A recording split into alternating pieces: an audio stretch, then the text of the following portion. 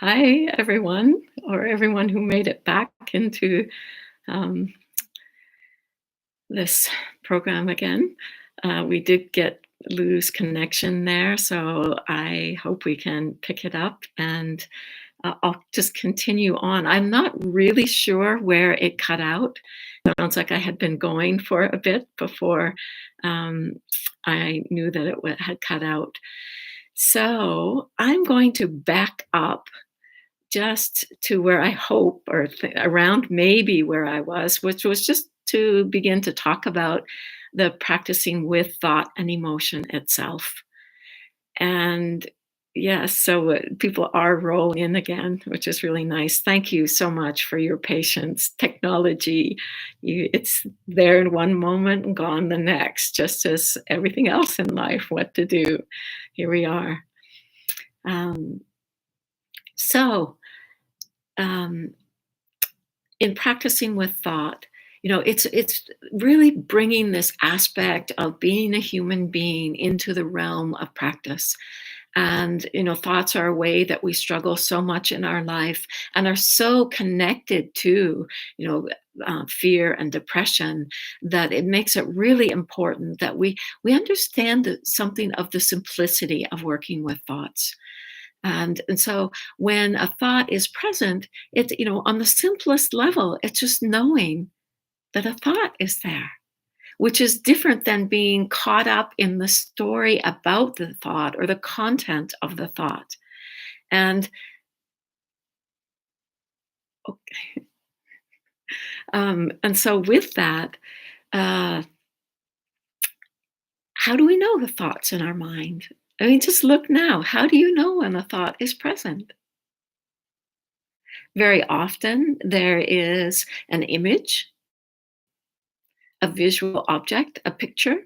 It could be a memory from the past, it could be something from the future, or an anticipation of what something would look like in the future. Uh, a thought also often has an auditory component to it, where it's that mental chatter in the mind that sometimes you think a radio is playing in the mind, and so it has a verbal component to it. And some people are more picture orientated, some people are more of the verbal, and often it's a mix of the two. And so, when a thought is present and we see it, we know it as a thought, then it's very different than when we are believing that thought to be the truth of how things are and to be coloring the lens out of what we see everything else. And so, just as simple as being able to recognize thoughts in the mind. And sometimes we might find there's a lot of them, and sometimes not so many. And just letting this be. These thoughts become the support to awareness. And so sometimes when there's a thought, as soon as we recognize it, boom, gone. And other times it continues. And so, this is, I think, a time where people feel like they often struggle if a thought continues, and thoughts can be so compelling. So, how do we keep from getting lost in that thought? And it really is just being able to know the thought as a process, a sense of just watching this thought unfold in your mind.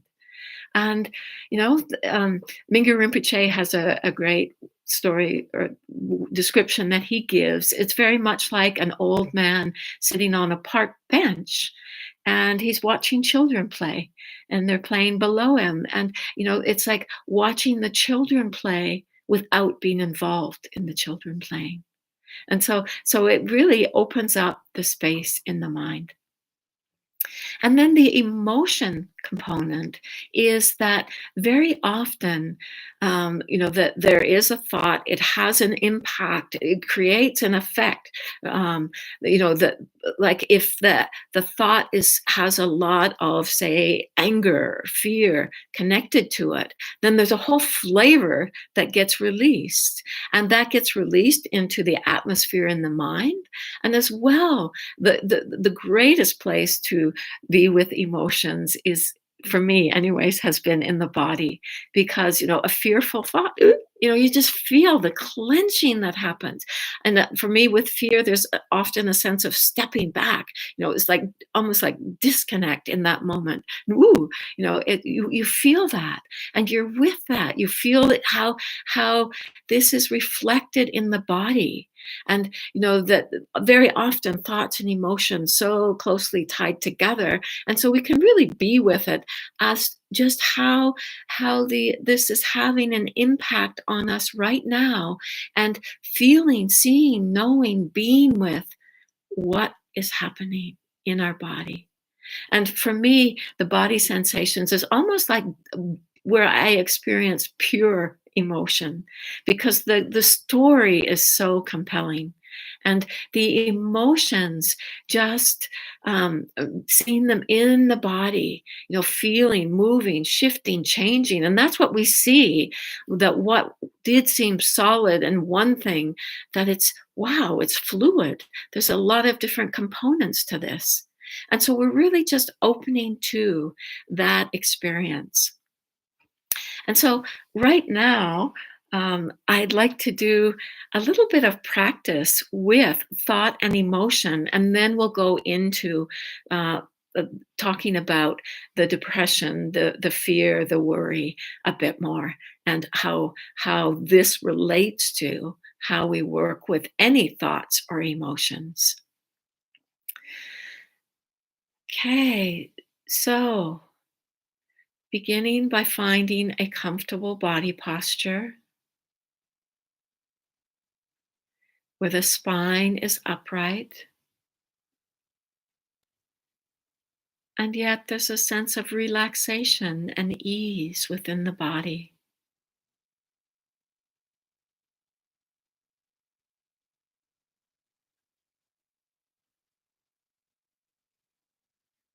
And then taking a moment to reflect on why it is that you meditate,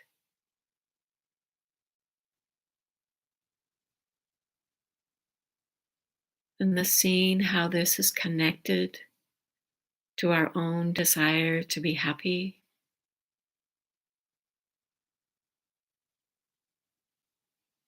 and to be free from suffering, something we share with all living beings.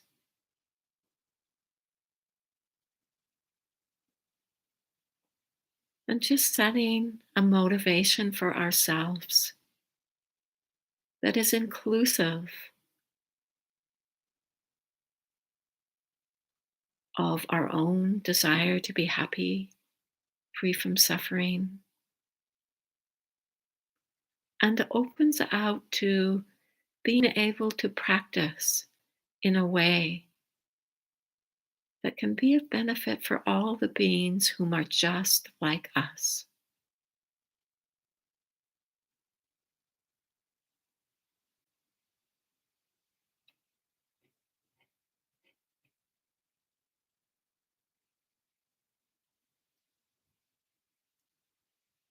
And then taking a moment to really just rest in this present moment, in awareness, by letting everything be just as it is.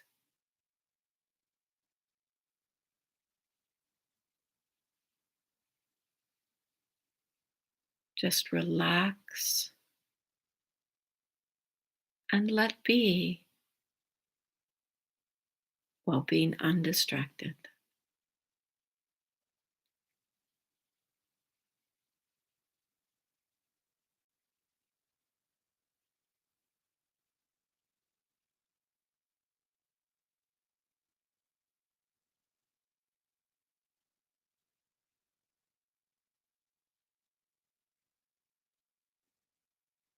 And then, as thoughts arise in the mind, can have a light focus, a light awareness, as if we're just gently looking knowing that thought that is present.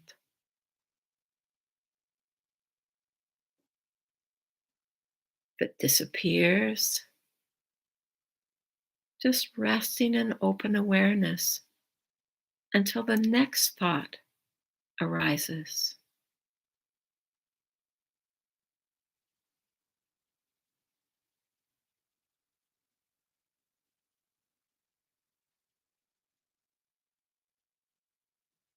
If the thought continues, just being, knowing this experience, whether there's a visual image, picture in the mind,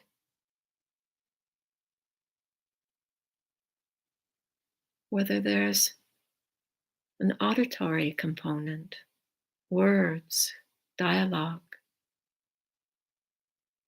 And this is a thought. Just let it be as it is.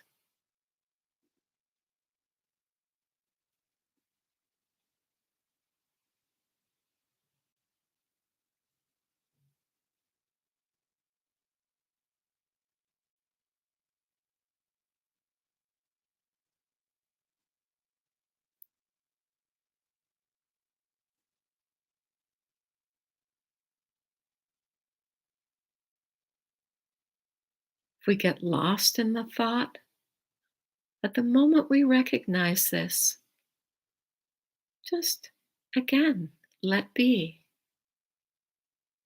Does the thought continue? Just awareness of thinking, a natural function in the mind.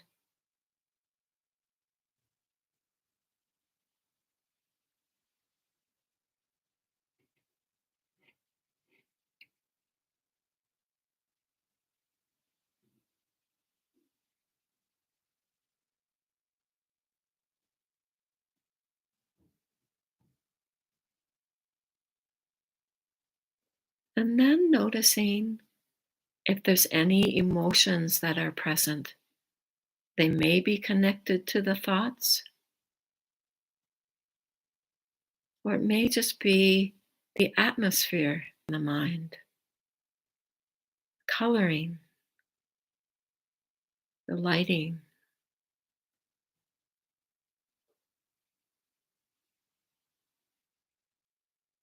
If aversion is present, just knowing this experience without any judgment. What does it feel like?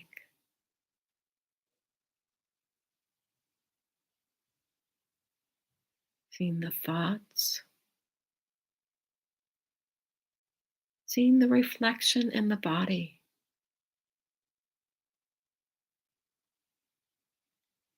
It's present with this experience as it is.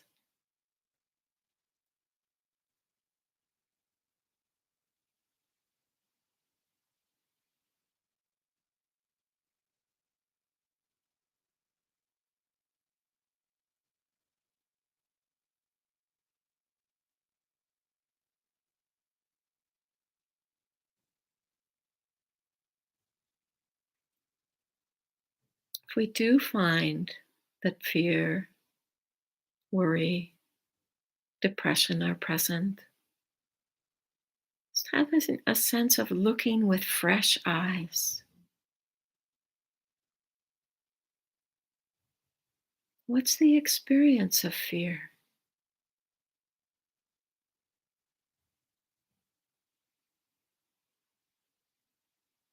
Seeing the difference between being lost in a thought about the fear and just the knowing that this is a thought.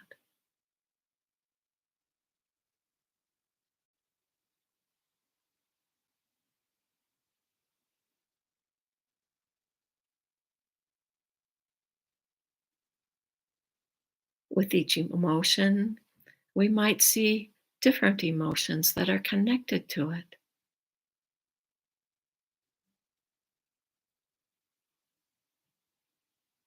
With depression, We might find sadness, loneliness. How's that reflected in the body? Can we simply be aware of this in a non judgmental way?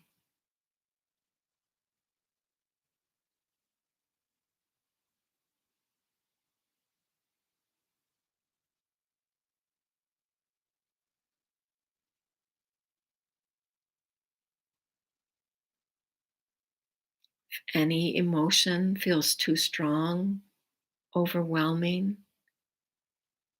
then we can shift to something that is less threatening, maybe shifting to hearing, sound, or other body sensations.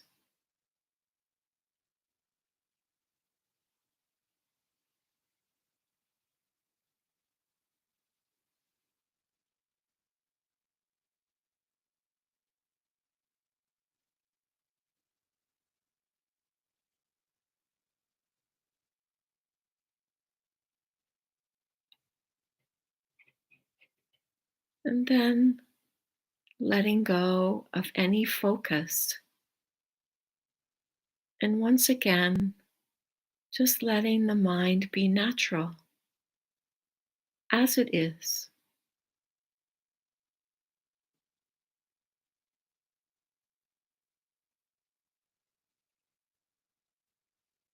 Just resting in the awareness.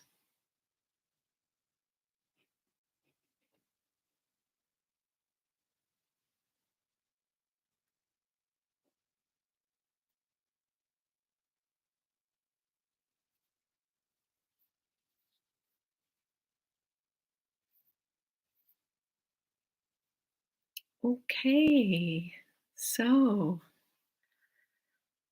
well, I see that many of you have rejoined, which is great. Again, thank you everyone for your patience as we lost our stream.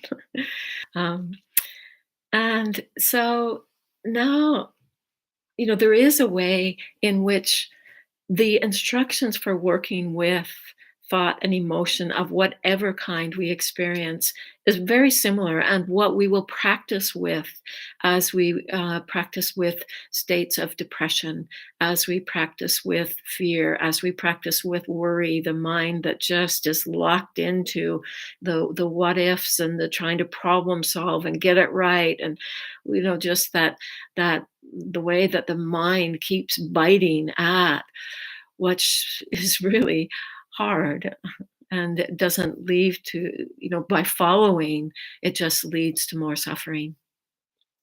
So I think I'll begin here with depression. And I want to acknowledge that depression is something that is so prevalent in our society for whatever reasons, that many, many people will suffer from this at some point in their life, or, it could be something that keeps reappearing, and most people have different emotions that are frequent, and we have our own ones that seem to arise, and for some people this is depression. And so really just looking at depression, and it is such a big conglomerate of many different conditions, and so that's really good to know in itself, in that depression is made up of, can be based in how our body feels, the states of mind, conditioning from our past, whether we have things in our dreams in our life that we have not been able to actualize, whether we have strong fear, fear of failure, not being good enough, and that it our conditioning from society, the culture around us, it all plays into this. And so when we start to look at something like depression, and if we have really suffered from being lost in depression, It's really helpful that we know why we are turning towards this depression. Because if we don't, it looks like just another way of fueling that. And yet, this is how we can stop fueling it when we're really letting it arise into awareness as it is and letting it just simply be reflected and being able to see the changes, the movement, the different components. And being able to see it like that storm cloud in the mind and not collapsing into being the depressed person. And so, it's helpful that we have the context that this is something that is workable.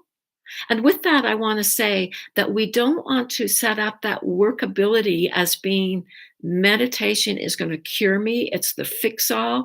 Because when we're working with something like depression, because it's so complex, we want to be able to look to all of the resources we have to be able to bring this into a place, a friendly relationship with, and a place where we can find transformation.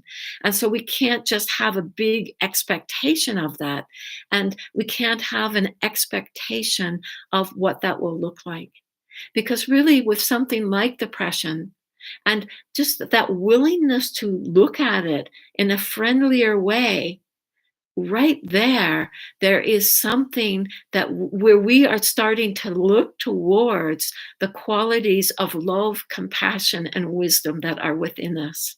And sometimes the state is feeling so heavy, it might be that we just have a light refreshment of energy through connecting with our motivation, through connecting with that willingness in our hearts to know what is true and to be able to find that resonance that allows our potential to rise up, to be seen, to be known.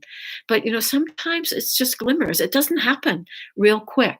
And so if we have a lot of expectation of how this is going to help us, then we will probably be disappointed. And certainly with depression, things like depression, fear, we need patience. I know for myself with fear, there came a point where I just had to realize this was the teacher in my life. And if this is what I was going to learn from for the rest of my life, that's okay. And that allowed, it's like not going to be with you so you'll go away, but going to be with you to gain greater understanding, clarity, to be able to see the nature of this. And, with our motivation, it's like being able to bring what feels like we have to get rid of onto the path, onto the journey of awakening, and to be able to find the wisdom within this. And, we often find that many practitioners before us, what they struggled with the most in their lives was the gift that they could bring to the world because of the insight, the understanding that comes through being able to be with this experience. And so, depression, it's allowing ourselves to be one, sometimes being able to be honest that this is here, that this is what is present in our experience. And then, that freshness of knowing, how do we experience this? How do we know this? And we go to the immediacy of our experience to know it. So how does the body feel in this moment? Often with depression, there's feelings of heaviness, almost like we can't move. And we want to see the movement that's there because what can happen, what we have to be careful with depression and being aware of it is sometimes when we're with awareness, we actually get pulled into the state. And so there isn't much movement. And so we want to know it with that freshness. So if we're being aware of the depression, we want to see the changes in it. We want to see the different components in it. We want to see the movement that is there when the mind's not fixated. So with that, it's like you might not be able to just stay with that experience of depression. You might have to actually at times give yourself a support that has more movement in it. So you might go to something like the breath for a while so that you can really let change register. You can feel the change and then go back to the depression and see what is, if you can notice the change within the depression or the different components. That's the way that we break down the sense of solidity that can be there. And I want to say that there is a courageousness in doing this that we can rejoice in. Each time that you have that willingness to look with fresh eyes at the state that has been sticky, that state that we may have suffered with a lot, but you approach it from that place of understanding, of wanting to know, to be with, to find the wisdom within.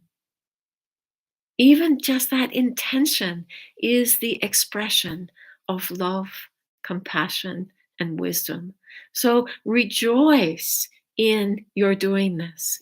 And that is something that often with depression that is really helpful is it's like finding the little ways where we can uplift the mind that has crashed in a sense. And so just appreciating ourselves being willing to look and and it could be appreciating the patience it takes to be with this. This is really helpful. And I know for myself, one time when I was just experiencing a lot of I'd been in pain a lot, and so the mind gets withered, it gets dampened, loses its energy, and then it would be just finding something I could turn my attention to, where I could find a sense of appreciation. And, maybe it's appreciation for something in your natural world around you. Maybe it's just appreciation for that you are a human being, that you have capacities within you that maybe you can't even see right now, but that you can appreciate that you have been given this precious life to explore this terrain of being a human being and its potential. Um, and so I just also want to weave a little bit about fear in this because fear can be so strong for many of us. And so with fear, what we might find too is that, sometimes we can look fear straight in the face and know the experience of fear, and know it through kind of the thoughts arising in the mind, knowing it through being attuned to thoughts that trigger fear, that trigger a response, and learning to use those triggers as, oh yeah, interest, what's happening here?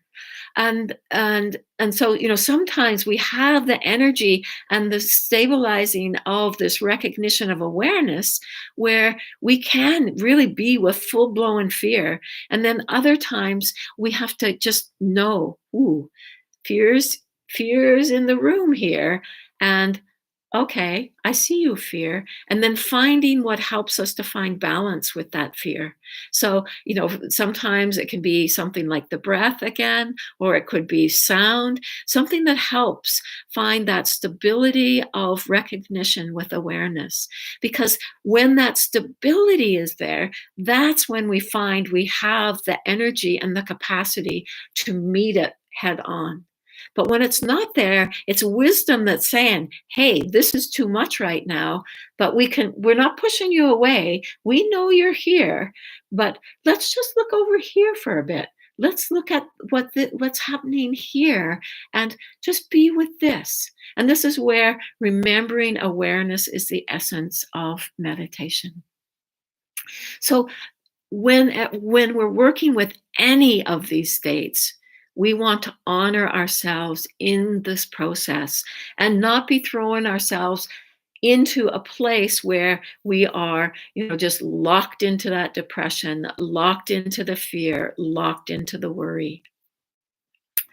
It looks to me like there is a number of questions that are there. So I'd like to speak more directly to some of these. And so here's one that I'm seeing. Um, Sometimes I just wake up very depressive and I can't get out of this mood.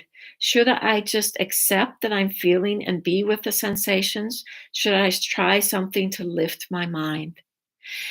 Yeah, that I think that really hits at the heart of whether we can actually be with the depression.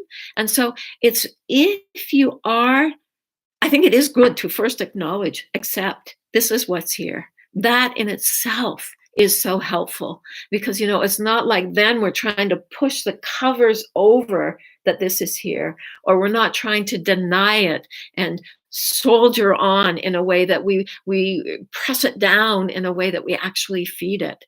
So that recognition is huge, and don't underestimate that. And then it's going to be looking to see right now, do I have this capacity to be with this? And so, if we find that in being with it, there's a softening in our heart, then it's probably okay to stay with it. And if we're able to see things about it, like, whoa, be able to see the thought that's fueling it, and we can see that in the seeing of the thought, we have that power of awareness that knows, oh, it's a thought, it's just a thought. And then we don't let that thought cement it, then that's great, that's helpful. We're starting to be able to allow the components to reveal themselves. But if we find that, it becomes that sense of being frozen within, being heavily oppressed by a state of mind, then it's helpful to have movement. Then it's helpful, and it could be that when we're feeling depressed, that movement is more helpful in our being able to be with it than it is to just sit and be with it. And it could be that even ordinary activities that we do are the times when we might be able to allow it to be there, such as cooking a meal, cleaning up afterwards, cleaning the house, whatever we might be doing in our daily lives now. That we pick those times to allow it to be there more, where there's a natural movement in the mind through the activities.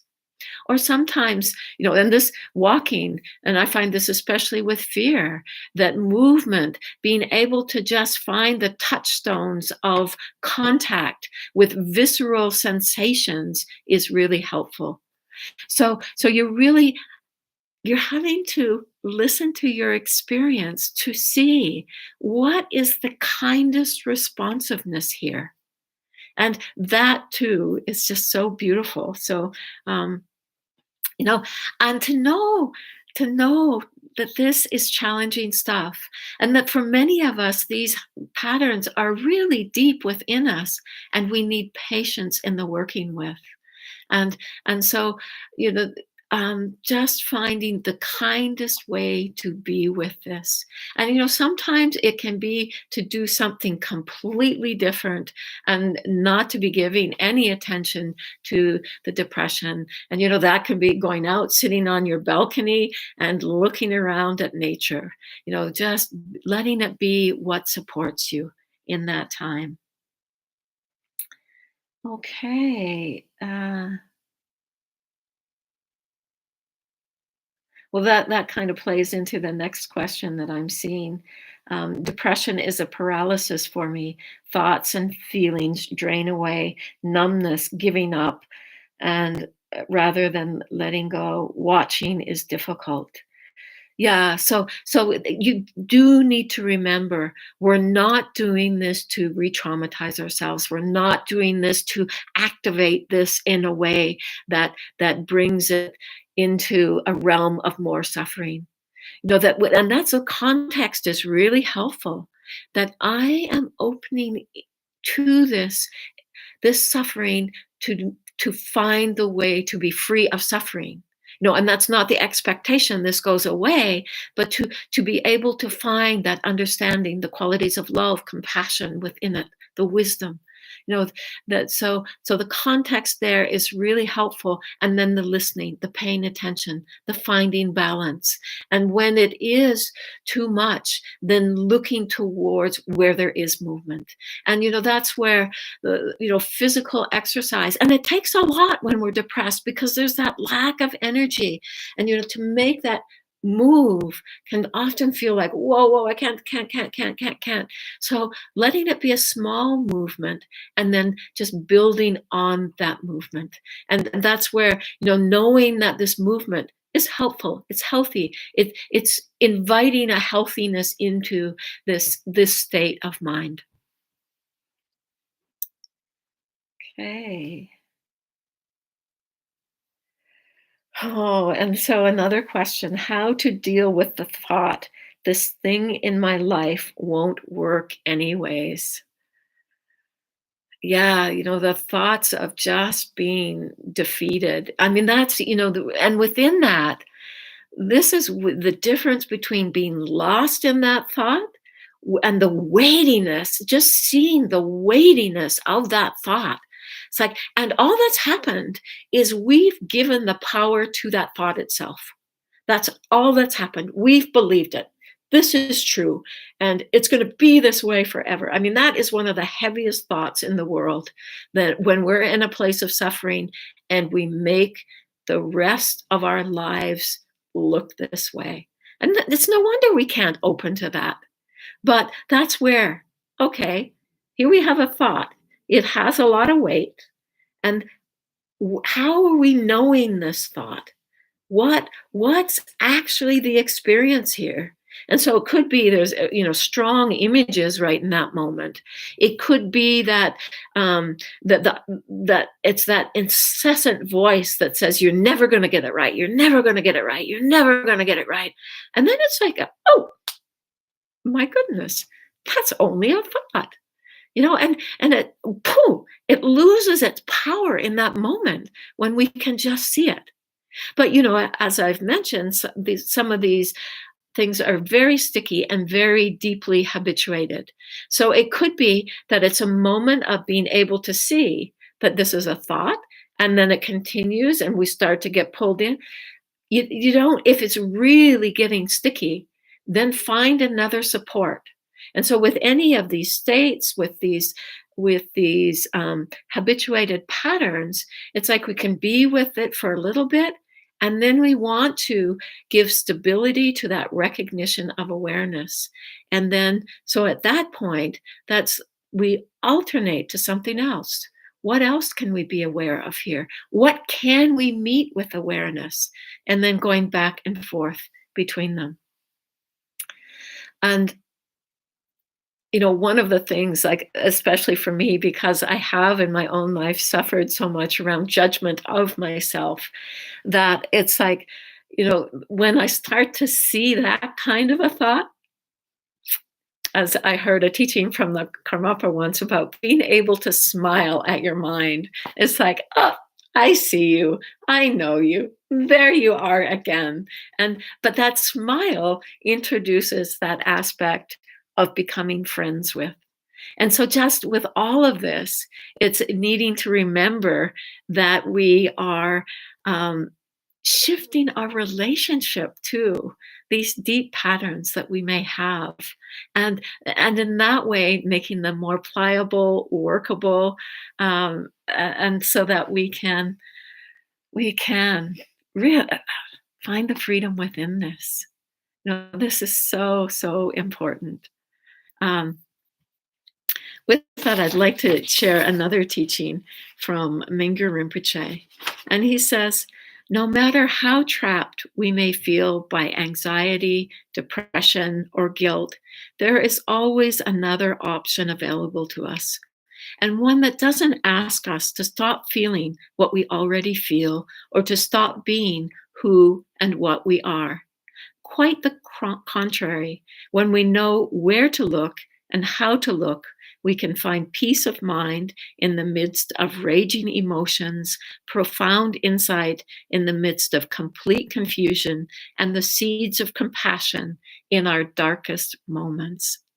Finding the seeds of compassion in our darkest moments. Wow. Isn't, I mean, that, yeah. You know, I'll finish what he says. Even when we feel completely lost and alone. Hmm. And, that takes me to just another aspect that I'd like to touch on, because sometimes awareness, it just feels like, whoa, I can't really do this. And it may be the practices of loving kindness, compassion. I know that we've touched into these over the weeks, that to be able to hold ourselves with kindness, to be able to know that other beings suffer in the same way, that often for me is a thought that, because when I'm really locked into suffering, it's as if I'm the only one on the planet that's suffering in this way. And, just knowing that anyone who's caught in this way suffers like this just helps my heart to soften, and to be able to hold ourselves with kindness. Um, that that it isn't easy. And so, with that, right in these moments when we're in deep suffering, that is a really a potentially a place where we can touch into again this quality of compassion, which is a part of our true nature. Because within that suffering, the desire to be free of it is so strong. And just appreciate how when suffering is there, whoa, this heart wants to alleviate that. And there is such a beauty in that, because we find with wisdom and love supporting that, that we find the skillful means to be able to understand ourselves and each other. Okay. Um, so someone's saying, because of this depression, I have a lot of self-destructive behaviors. Any advice for that? Just in hearing that, I mean, just the brutality that we can have with ourselves. Oh, the suffering in that. And this is probably something not just unique to you, but so many of us have.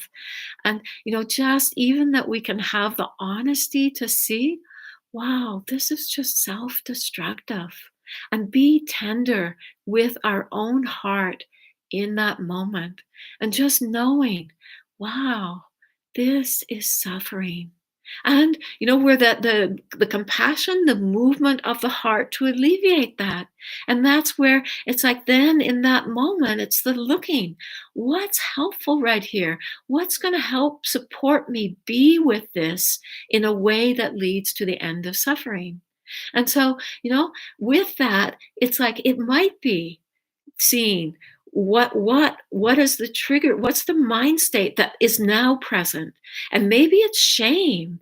So many of us have to learn to be with a feeling of shame in a given moment, and and being able to recognize that again with honesty, humility, and respect ourselves within that. That as a human being, we get caught in these states, and yet we are not these states.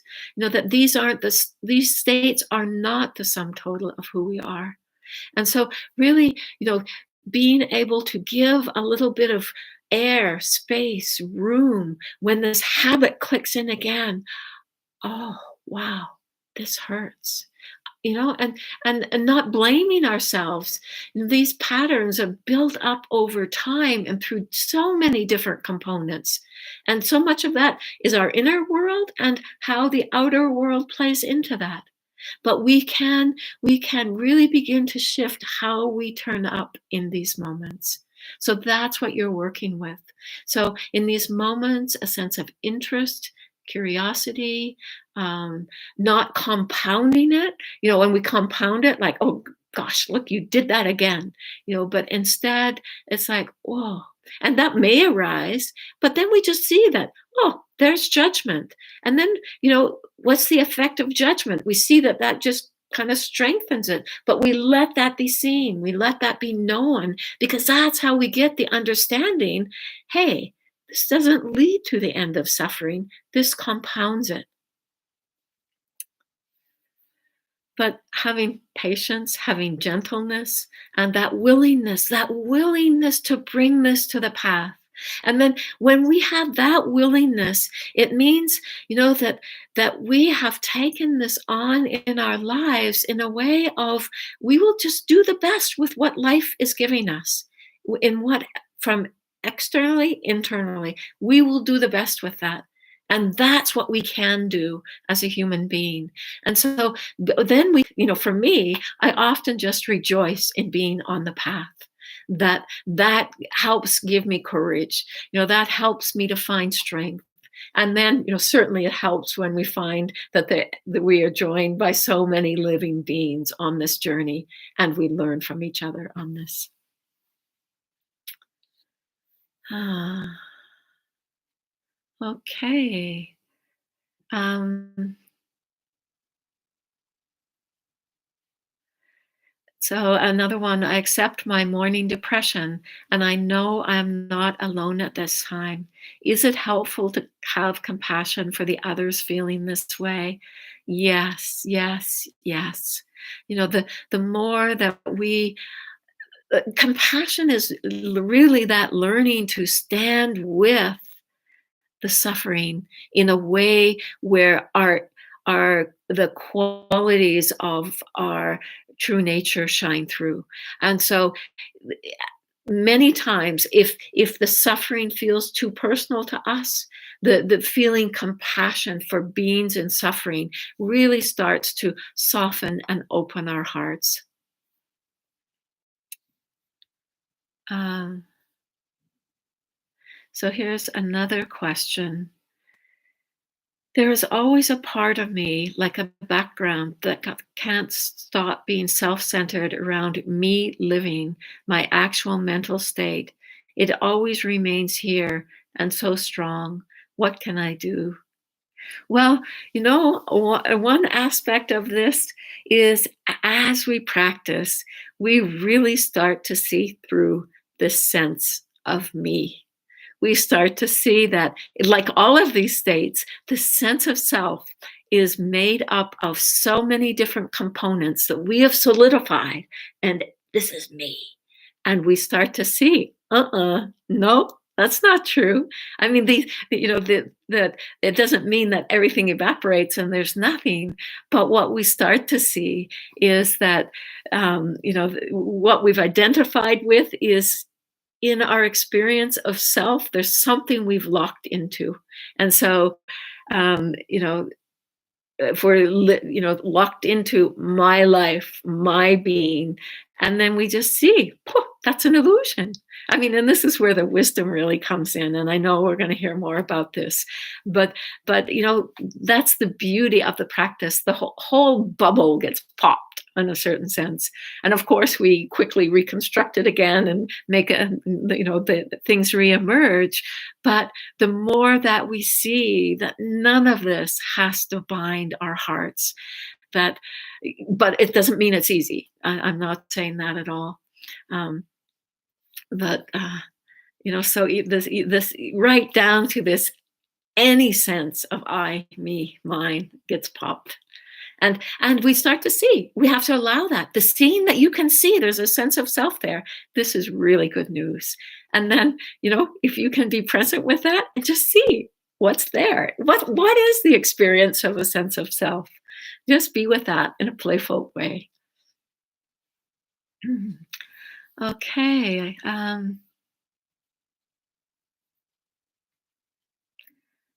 How do we find patience and time for healing when there is so much to do? I'm caught in a cycle of workaholism and burnout. I would like to sit, sleep, write, but I have a lot of COVID related work. Yeah, it's There's a few different aspects to this question, and I certainly have known it in my own experience, being really propelled. There is so much suffering in the world that as we open to it, a sense that we need to fix it, we need to do it, and there certainly is actions that we can do that help alleviate suffering. But that where we start to take responsibility in a way that constricts that sense of self actually doesn't become so helpful. And and so for me, there's so much of looking at within what I'm doing, how can I simply be? That in itself, because there is things we need to do, and that's okay. But it's where that doing moves into I, me, mine again, where we start to get tight around that, and as if we're going to save the world, whatever that might be. I'm not saying that that's what it is for you, but I've experienced that. So, so it's like, but watching where that builds in and relax back. What's here and allowing our own experience to be unfolding as we go without and still allowing the world to be coming in. And so, with that, that in itself, it's like it opens up the field of awareness. It opens our hearts to being able to be responsive rather than simply reactive. And certainly for myself, I've had to really challenge my assumptions about what I need to do, because there comes with some of these assumptions a feeling of such urgency. And yet, no, the world isn't going to collapse if I don't do this. That it often is our own sense of self that has worked into it. And I can't remember if I've said before, but I know one of the greatest teachings I had around opening to the immensity of suffering and wanting, that feel of call to alleviate and it being so immense was a teacher who once said to me, as I described my experience, only the emptiness can hold it all. So it's really within this experience, alleviating that sense of I, me, and mine, that is that is holding this into a certain framework. And yes, that takes patience. So it is that we get caught, and in that moment of getting caught again, it's remember, smile at your mind. Here we are again, and let go, let be, and see what needs to be done. And okay, so this will be the last one that we'll go to. And it's I feel pretty helpless at this time. I have trouble accepting this helplessness. Ah,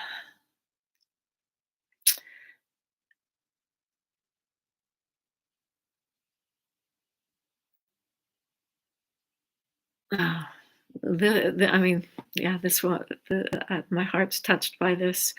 Um, and what for me has been really helpful is how empowering it is to practice. Because in a sense of helplessness, that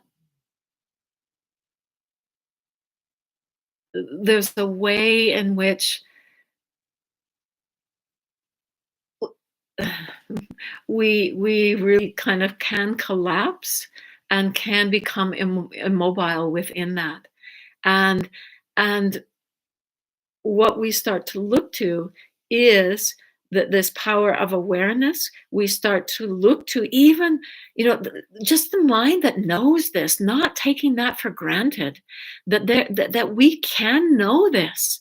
And then as we begin to appreciate this, that in itself helps to lighten the mind, give that buoyancy to the mind where we aren't just submerged. Because when we have this feeling of helplessness, we have listened to the thoughts that really exacerbate that. And so it's being able to find the way of being able to be present within this experience. And so, it's what can you do to support yourself there? What can you do? Which sometimes we can do through practice, and sometimes if we are, really in a state of despair, it's the reaching out and connecting with others. Don't forget others in this experience, because just having somebody else listen to the suffering you're experiencing and can be so healing in itself, that somebody's bearing witness beside ourselves. Or yeah, and there's many different ways that we can reach out into a sense of connectivity, of not being alone in this. And that helps bring back some energy that lifts us out of being caught in this state. So,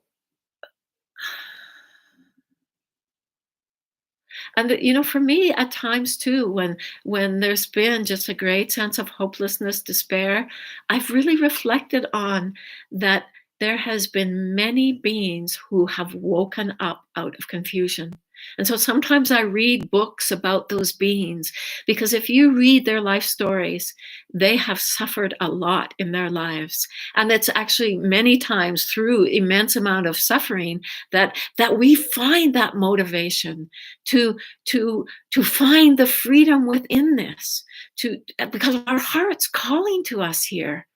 And so, to be able to know that people have walked this path before us, and that they are in a sense lighting the way for us. And that's where these teachings, these practices, and all of the different resources we have in our life, the light in life. It's like, in a sense, in this moment, turning towards the light rather than the darkness. And just allowing our hearts to be pulled, to find the resonance, to move with that. And so, it's like I just go back to that sense of possibility that the great teachers of our time and times before point to, and remembering that we are just like them, and that, we too can find this freedom. Okay, so we've gone over because of our little break, but I thank you for your patience, for your coming back, and I just wish you all well in this time, that you, your friends, your family, and maybe we'll just take a moment to really dedicate, offer up any benefit, any virtue, any positivity that can ripple out into the world. So just having a sense of sitting here, holding our own woundedness, our own suffering, just allowing that to be present in our experience, and to knowing that other beings suffer just like us. And just holding the wish that any benefit, value that comes from this time can touch the hearts of other beings and ripple out into the world. So, thank you for being here, and please take care.